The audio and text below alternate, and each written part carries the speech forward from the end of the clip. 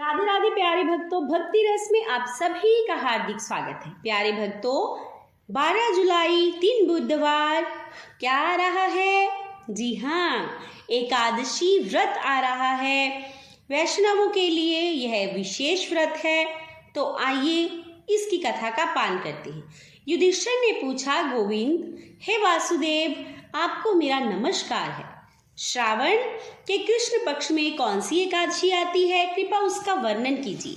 भगवान कृष्ण बोले, राजन सुनो, मैं तुम्हें एक पाप नाशक उपाख्यान सुनाता हूं, जिसे पूर्व काल में ब्रह्मा जी ने नारद जी के पूछने पर कहा था।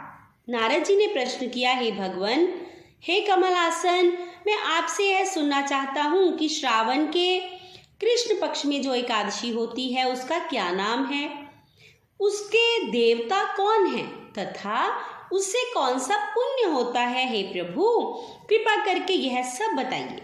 ब्रह्मा जी ने कहा, नारद सुनो, मैं संपूर्ण लोकों के हित की इच्छा से तुम्हारे इस प्रश्न का उत्तर दे रहा हूँ। श्रावण मास में जो कृष्ण पक्ष की एकादशी होती है उसका नाम कामिका एकादशी है। उसके स्मरण मात्र से ही वाजपेयी यज्ञ का फल मिलता है। उस दिन श्रीधर, हरि, विष्णु, माधव और मधुसूदन आदि नामों से भगवान का पूजन करना चाहिए।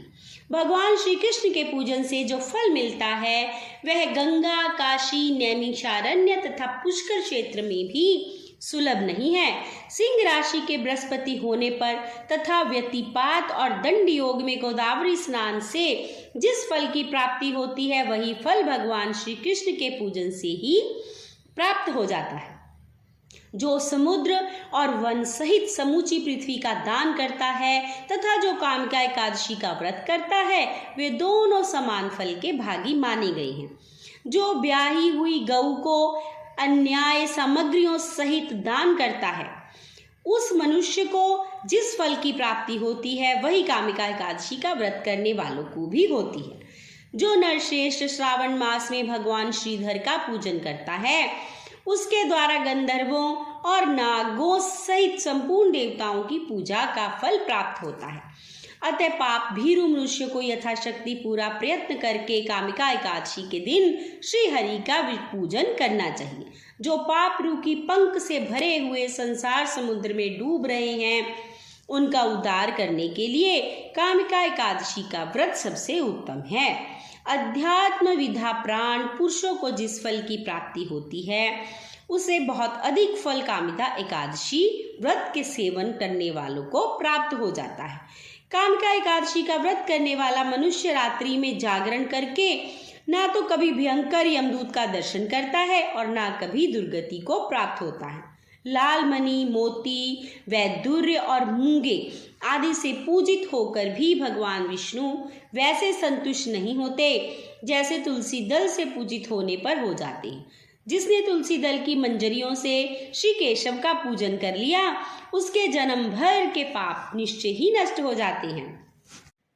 जो दर्शन करने पर सारे पाप समुदाय का नाश कर देती है, स्पर्श करने वाले पर शरीर को पवित्र बनाती है, प्रणाम करने वाले पर रोगों का निवारण कर देती है, जल से सींचने पर यमराज को भय पहुंचाती है, आरोपित करने पर भगवान श्री कृष्ण के समीप ले जाती है और भगवान के चरणों में चढ़ाने पर मोक्ष रूपी फल प्रदान करती है, उस तुलसी देवी माता को नमस्कार है।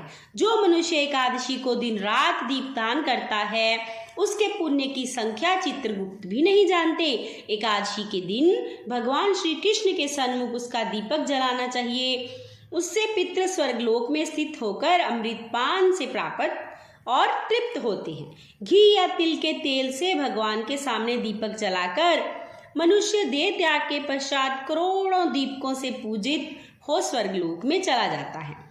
भगवान श्री कृष्ण कहते हैं, युधिष्ठिर, यह तुम्हारे सामने मैंने कामिका एकादशी की महिमा का वर्णन किया। कामिका सब पातकों को हरने वाली है, अतः मानवों को इस व्रत का अवश्य पालन करना चाहिए। यह स्वर्गलोक तथा महान पुण्य फल प्रदान करने वाली है।